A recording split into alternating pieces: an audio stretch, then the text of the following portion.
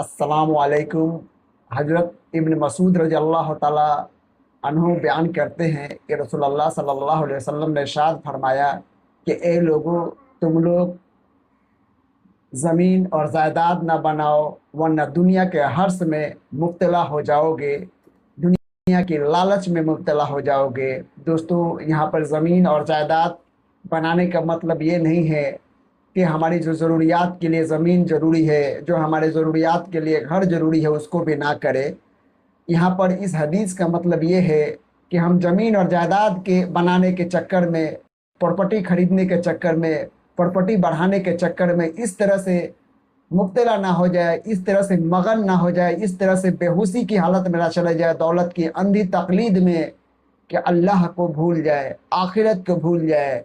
दोस्तों, बड़े बड़े महल आज अपनी जगह खड़ा है, बड़ी बड़ी जायदादें ऐसी पड़ी हुई है दोस्तों, हज़ारों बीघा, हज़ारों एकड़ पर मुहित ज़मीन ऐसे ही पड़ी हुई है, और उनका मालिक इस दुनिया से जा चुका है और कब्र के छोटे सी जगह में पड़ा हुआ है। आज उसके पास कोई जाने वाला नहीं है, कोई फातिहा देने वाला नहीं है। दोस्तों, ये दुनिया चंद दिनों का है, और आप ऐसे लालच में न पड़ जाए इस दुनिया दुनिया के कि आखिरत को भी भूल जाए।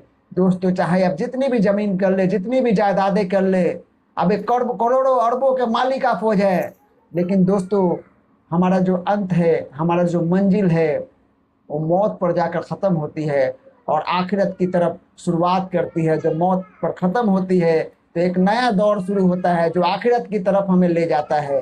तो दोस्तों, आखिरत की तैयारी कीजिए, और आखिरत की तैयारी करने का सबसे बेहतरीन तरीका यह है दोस्तों कि आप एक बेहतरीन इंसान और बेहतरीन मुसलमान खुद को बनाइए। अपने आप को अल्लाह के आगे सर्वसुजूद हो जाइए, नेक काम कीजिए, ज़कात दीजिए, सदका दीजिए, लोगों के लिए अपने दिल में मोहब्बत रखिए।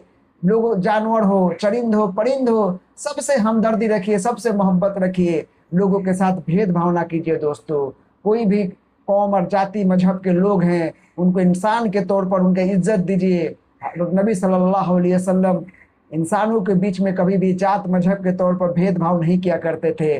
कुर्बान जाइए हमारे नबी सल्लल्लाहु अलैहि वसल्लम पर। एक यहूदी का जनाजा जा रहा था, आप सल्लल्लाहु अलैहि वसल्लम खड़े हो गए। सहाबा कराम ने पूछा, या रसूल अल्लाह, वो तो यहूदी था। आपने कहा, क्या वो इंसान नहीं था? तो दोस्तों, हम मुसलमान हैं, लेकिन एज ए ह्यूमन बीइंग, एक इंसान के तौर पर, आदम के औलाद के तौर पर, सभी रिस्पेक्ट डिजर्व करता है, सभी एहतराम के काबिल है, सभी को एहतराम करना चाहिए। सभी का जो ह्यूमन राइट्स है, जो इंसानी हुकूक है, उसका एहतराम करना हमारे और आप पर फर्ज है। और जो अल्लाह के बंदों का हकूक नहीं देगा, जो अल्लाह के बंदों का एहतराम नहीं करेगा, अल्लाह ताला उसका हकूक का एहतराम नहीं करेगा। तो दोस्तों, ज़मीन और जायदाद के बनाने के चक्कर में इस तरह से मगन ना हो जाइए कि अल्लाह को भूल जाइए, आखिरत को भूल जाइए। आप आखिरत की तैयारी कीजिए, नमाज पढ़िए, हमेशा एक अच्छे मुसलमान, एक नेक इंसान बनिए। दोस्तों, जो सारे दुनिया के लिए दिल में दर्द रखता हो। अल्लाह ताला शकी है, उस बंदे को पसंद करता है जो शकी है। अल्लाह ताला हयादार है, अल्लाह ताला शर्म रखता है। जो बंदा हयादार होता है, उस बंदे को अल्लाह ताला पसंद करता है। आप कभी एक ऐसे दोस्त को कभी अपनी ज़िंदगी में नहीं आने दीजिएगा जो आपके कैरेक्टर से उसका कैरेक्टर मैच ना करता हो। एक रहमदिल इंसान हमेशा रहमदिल को ही अपना दोस्त बनाएगा, एक जालिम का दोस्त हमेशा जालिम होगा। और अल्लाह ताला रहमानुर रहीम है, और उसी को अपना दोस्त बनाता है जो अपने दिल में रहम रखता है।